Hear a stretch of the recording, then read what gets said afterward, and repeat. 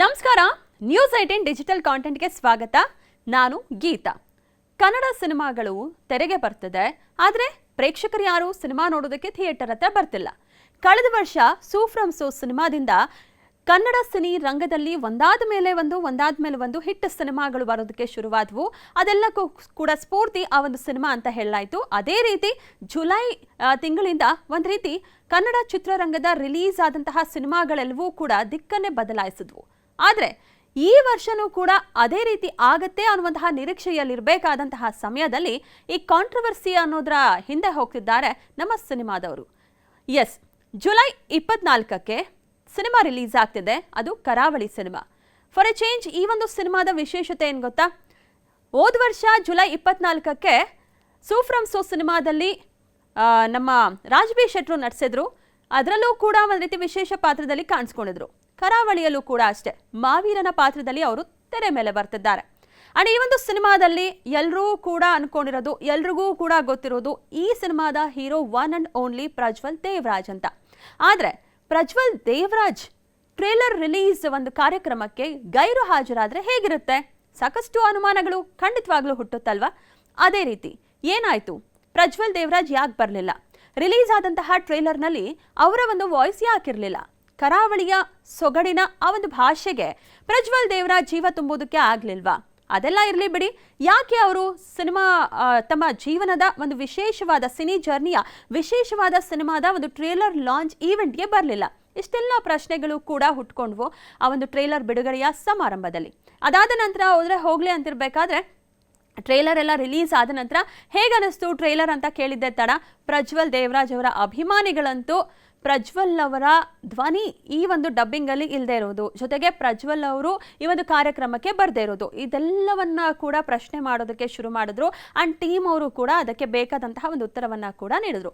Obviously ಅಲ್ವಾ, ಯಾವುದೇ ಒಂದು ಸಿನಿಮಾ ರಿಲೀಸ್ಗೆ ಹತ್ರ ಬಂದಿದೆ ಅಂತ ಹೇಳೋ ಸಂದರ್ಭದಲ್ಲಿ ನಾಯಕನ ಗೈರಾಗುವಿಕೆ ಅಥವಾ ನಾಯಕಿಯ ಗೈರಾಗುವಿಕೆ ಒಂದಲ್ಲ ಒಂದು ಅನುಮಾನವನ್ನು ಹುಟ್ಟಾಕುತ್ತೆ.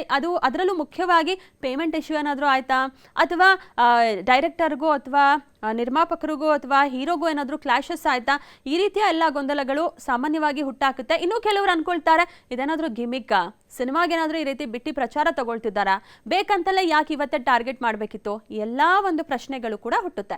ಆದರೆ ಈ ಒಂದು ಸಿನಿಮಾದಲ್ಲಿ ಆಗಿರೋದೇನು? ಅದಕ್ಕೆ ಈ ಚಿತ್ರದ ನಿರ್ದೇಶಕರು ಜೊತೆಗೆ ನಿರ್ಮಾಪಕರಾದಂತಹ ಗುರುದತ್ ಗಾಣಿಗ ಅವರು ಹೇಳಿದ್ದು, ಪ್ರಜ್ವಲ್ ಅವರು ಯಾಕೆ ಬಂದಿಲ್ಲ ಈ ಒಂದು ಟ್ರೇಲರ್ ಲಾಂಚ್ ಈವೆಂಟ್ಗೆ ಅಂತ ಅವ್ರನ್ನ ಕೇಳಿದಾಗ, ಪೇಮೆಂಟ್ ಇಶ್ಯೂ ಏನಾದರೂ ಇದೆಯಾ ಅಂತ ಕೇಳಿದಾಗ ಅವ್ರು ಹೇಳಿದಂತಹ ಉತ್ತರ ಏನಪ್ಪಾ ಅಂತ ಹೇಳಿದ್ರೆ, ಪ್ರಜ್ವಲ್ ದೇವರಾಜ್ ಕರಾವಳಿ ಸಿನಿಮಾದಲ್ಲಿ ನಟಿಸೋಕೆ ಅಂತ ಬರೋಬ್ಬರಿ 1,25,00,000 ಸಂಭಾವನೆಯನ್ನು ಪಡ್ಕೊಂಡಿದ್ದಾರೆ. ಅದರಲ್ಲಿ ಈಗ ಆಲ್ರೆಡಿ 1 ಕೋಟಿಯನ್ನು ನಾವು ಕೊಟ್ಟಿದ್ದೀವಿ, ಇನ್ನು 25 ಲಕ್ಷ ಬಾಕಿ ಇದೆ, ಆದಷ್ಟು ಬೇಗ ನಾವು ಅದನ್ನು ಕೊಡ್ತೀವಿ ಅಂತಲೂ ಕೂಡ ಅವ್ರಿಗೆ ಹೇಳಿದ್ದೀವಿ.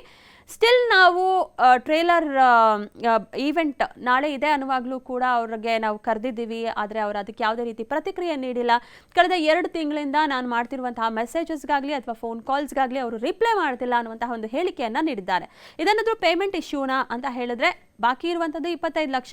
ಆ್ಯಂಡ್ ಸಿನಿಮಾಗಿಂತ ಆ ಸಿನಿಮಾದಲ್ಲಿ ಒಂದು ವಿಶೇಷ ಪಾತ್ರದಲ್ಲಿ ಕಾಣಿಸ್ಕೊಂಡಿರುವಂತಹ ಪ್ರಜ್ವಲ್ ಅವರು ಮನಸ್ಸು ಮಾಡಿದ್ರೆ 25 ಲಕ್ಷವನ್ನು ಆದ ನಂತರನಾದರೂ ಕೂಡ ಪಡಿಬಹುದಲ್ವಾ? ಯಾಕಂದರೆ ಕರಾವಳಿ ಸಿನಿಮಾದ ಮೇಲಿನ ನಿರೀಕ್ಷೆ ಹೆಚ್ಚಾಗಿದೆ. ಇದು ಪೇಮೆಂಟ್ ಇಶ್ಯೂ ಮಾತ್ರನಾ ಅಥವಾ ಬೇರೆ ಏನಾದರೂ ವಿಚಾರ ಇದೆಯಾ? ಒಟ್ಟಿನಲ್ಲಿ ಗುರುದತ್ ಗಾಣಿಗ ಅವರು ಹೇಳಿರೋದು ಒಂದೇ, ನಿಮಗೋಸ್ಕರ ಡಬ್ಬಿಂಗ್ ಇವಾಗಲೂ ಕೂಡ ಕಾಯ್ತಾ ಇದೆ, ಯಾವ ಟೈಮಲ್ಲಿ ಬೇಕಾದರೂ ಕೂಡ ನೀವು ಬಂದು ಡಬ್ಬಿಂಗನ್ನು ಮಾಡಬಹುದು ಈ ಸಿನಿಮಾಗೆ ಅಂತ. ಇನ್ನು ಈ ವಿಚಾರದಲ್ಲಿ ಇನ್ನೊಂದು ಪ್ರಶ್ನೆ ಬಂದಿದ್ದೇನೆಂದರೆ, ರಾಜ್ಬಿ ಶೆಟ್ಟಿ ಕರಾವಳಿ ಸಿನಿಮಾಗೆ ಎಂಟ್ರಿ ಕೊಟ್ಟಿದ್ದಕ್ಕೇನಾದರೂ ಪ್ರಜ್ವಲ್ ದೇವರಾಜ್ ಅವರು ಇರಿಸು ಮುರಿಸಾಯ್ತಾ ಅನ್ನುವಂತಹ ಒಂದು ಚರ್ಚೆ ಕೂಡ ಬಂತು. ಬಟ್ ಅದಕ್ಕೆ ರಾಜ್ಬಿ ಶೆಟ್ಟಿ ಅವರು ಹೇಳಿದ್ವಂತೆ, ನಾನು ಈ ಒಂದು ಸಿನಿಮಾದಲ್ಲಿ ವಿಶೇಷ ಪಾತ್ರದಲ್ಲಿ ಕಾಣಿಸ್ಕೊಳ್ತಿದ್ದೀನಿ. ಇದಷ್ಟೇ ಅಲ್ಲ, ಈ ಹಿಂದೆನೂ ಕೂಡ ಅವರು ವಿಶೇಷ ಪಾತ್ರದಲ್ಲೂ ಕೂಡ ಕಾಣಿಸ್ಕೊಂಡಿದ್ದು ಉಂಟಲ್ವಾ. ಸೊ ನನ್ನ ಪೋಸ್ಟರ್ ಹಾಕಿ ಅಥವಾ ನನ್ನ ಬ್ಯಾನರ್ ಹಾಕಿ ಅಂತ ನಾನು ಯಾವುದನ್ನು ಯಾರ ಹತ್ರನೂ ಕೇಳಕ್ಕೆ ಹೋಗಲ್ಲ. ನನಗೆ ಸಿನಿಮಾ ಇಷ್ಟ, ಸಿನಿಮಾವನ್ನು ನಾನು ಪ್ರೀತಿಸ್ತೀನಿ. ಸೊ ನೀವು ನನಗೆ ಹೆಸರು ಹಾಕಲಿಲ್ಲ ಅಂದರೂ ಪರವಾಗಿಲ್ಲ, ನನ್ನ ಬ್ಯಾನರ್ ಹಾಕಲಿಲ್ಲ ಅಂದರೂ ಪರವಾಗಿಲ್ಲ, ಮನಸ್ಸನ್ನು ಮಾಡಿದ್ರೆ ಅಂದರೆ ಅವ್ರ ಹತ್ರ ನಾನು ಮಾತಾಡಬೇಕು ಅನ್ನುವಂತಹ ಪರಿಸ್ಥಿತಿ ಬಂದರೆ ಡೆಫಿನೆಟ್ ಆಗಿ ನಾನು ಹೋಗಿ ಅವ್ರ ಹತ್ರ ಕೂತು ವಿವಾದವನ್ನು ಬಗೆಹರಿಸುವಂಥ ಪ್ರಯತ್ನವನ್ನು ಮಾಡ್ತೀನಿ ಅಂತ ಹೇಳಿದ್ರು. ಸೊ ಈಗ ಇದು ಪೇಮೆಂಟ್ ಇಶ್ಯೂನಾ ಅಥವಾ ಬೇರೆ ಏನಾದರೂ ಇದೆಯಾ ಅನ್ನುವಂಥ ಒಂದು ಪ್ರಶ್ನೆ ಇದೆ. ಆ್ಯಂಡ್ ಪ್ರಜ್ವಲ್ ದೇವರಾಜ್ ಅವರ ಅಭಿಮಾನಿಗಳಂತೂ ಖಂಡಿತವಾಗ್ಲೂ ಒಂದು ರೀತಿ ಬೇಸರವನ್ನು ವ್ಯಕ್ತಪಡಿಸಿದ್ರು ಪ್ರಜ್ವಲ್ ದೇವರಾಜ್ ಅವರ ಅನುಪಸ್ಥಿತಿಯ ಈ ಒಂದು ಸಂದರ್ಭದಲ್ಲಿ. ಇವೆಲ್ಲ ಕೂಡ ಸಿನಿಮಾ ರಿಲೀಸ್ ಮೇಲೆ ಪ್ರಭಾವ ಬೀರದೇ ಇದ್ರೆ ವಾಸಿ. ಯಾಕೆ ಗೊತ್ತಾ? ಟ್ರೇಲರ್ ಲಾಂಚ್ ಈವೆಂಟ್ ಅಂತ ಹೋಗಿದ್ದು, ಬಟ್ ಅಲ್ಲಾಗಿದ್ದು ನೋಡಿದ್ರೆ ಈ ರೀತಿಯ ಒಂದು ವಿವಾದ. ಅಲ್ಲಿಗೆ ಟ್ರೇಲರ್ ಬಗ್ಗೆ ಮಾಡಬೇಕಾದಂತಹ ಪ್ರಶ್ನೆ ಎಲ್ಲೋಯ್ತು? ಟ್ರೇಲರ್ ಅಷ್ಟು ಅದ್ಭುತವಾಗಿ ಮಾಡಿದ್ದಾರೆ. ಸುಮಾರು 2-3 ವರ್ಷದಿಂದ ಒಂದು ಸತತ ಪ್ರಯತ್ನ ಇದೆ. ಕರಾವಳಿಯ ಸೊಗಡನ್ನ ತೆರೆ ಮೇಲೆ ತರ್ತಿದ್ದಾರೆ. ಕಂಬಳದ ಒಂದು ವಿಶೇಷ ಕಾನ್ಸೆಪ್ಟ್ ಅನ್ನ ಇಟ್ಕೊಂಡು ತೆರೆ ಮೇಲೆ ಸಿನಿಮಾ ಬರ್ತಿದೆ. ಈ ಒಂದು ಸಂದರ್ಭದಲ್ಲಿ ಟ್ರೇಲರ್ನ ನೋಡಿ ನಾವು ವಿಮರ್ಶೆ ಕೊಡಬೇಕಾಗತ್ತಾ, ಇಲ್ಲ ಅಂತ ಹೇಳಿದ್ರೆ ಕಾಂಟ್ರವರ್ಸಿ ಬಗ್ಗೆ ಮಾತನಾಡಬೇಕಾ? ಸೊ ಈ ಒಂದು ಪ್ರಶ್ನೆ ಇರುತ್ತೆ. ಸೊ ಇನ್ಮೇಲಾದರೂ ಈ ಒಂದು ಡಬ್ಬಿಂಗ್ ವಿವಾದ ಆಗಿರಬಹುದು ಅಥವಾ ಈ ಒಂದು ಸಿನಿಮಾ ಪ್ರಚಾರಕ್ಕೆ ಬರುವಂಥ ವಿವಾದಗಳನ್ನ ಬಗೆಹರಿಸ್ಕೊಂಡು ಸಿನಿಮಾ ಇಂಡಸ್ಟ್ರಿಯಲ್ಲಿ ಈಗ ಒಂದು ಸಿನಿಮಾ ಹಿಟ್ ಆಗುವಂತಹ ಅವಶ್ಯಕತೆ ಇದೆ. ಎಲ್ಲರೂ ಕೂಡ ಒಗ್ಗಟ್ಟಾಗುವಂತಹ ಅವಶ್ಯಕತೆ ಇದೆ. ಈ ಸಂದರ್ಭದಲ್ಲಿ ಪೇಮೆಂಟ್ ಅನ್ನುವಂಥದ್ದು ಸಿನಿಮಾ ತಂಡದ ಜೊತೆಗೆ ಕೂತು ಮಾತನಾಡಿಕೊಂಡು ಬಗೆಹರಿಸ್ಕೊಂಡು ನನ್ನ ಸಿನಿಮಾ ನನ್ನ ಕನ್ನಡ ಇಂಡಸ್ಟ್ರಿಗೆ ಒಳಿತಾಗಬೇಕು ಅನ್ನುವಂತಹ ನಿಟ್ಟಿನಲ್ಲಿ ಎಲ್ಲರೂ ಕೂಡ ಕೈ ಜೋಡಿಸಿ ಮತ್ತೆ ಈ ಒಂದು ಪ್ರಚಾರಕ್ಕೆ ಬಂದಿದ್ದೇ ಆದರೆ ಖಂಡಿತವಾಗ್ಲೂ ಕರಾವಳಿಯಂತಹ ಒಂದು ಸಿನಿಮಾ ತೆರೆ ಮೇಲೆ ಒಂದು ದೃಶ್ಯ ವೈಭೋಗವನ್ನ ಕಣ್ತುಂಬಿಕೊಳ್ಳೋಕೆ ಅಭಿಮಾನಿಗಳಿಗೆ ಒಂದು ಅವಕಾಶವನ್ನ ನೀಡಿಕೊಟ್ಟಾಗುತ್ತೆ ಅಲ್ವಾ? ನಿರ್ಭೀತ, ನಿಷ್ಪಕ್ಷಪಾತ, ವಿಶ್ವಾಸಾರ್ಹ ಸುದ್ದಿಗಳಿಗೆ ಮತ್ತೊಂದು ಹೆಸರಾಗಿರುವ News18 ಕನ್ನಡ ಈಗ ಆಪ್ನಲ್ಲೂ ಲಭ್ಯವಿದೆ.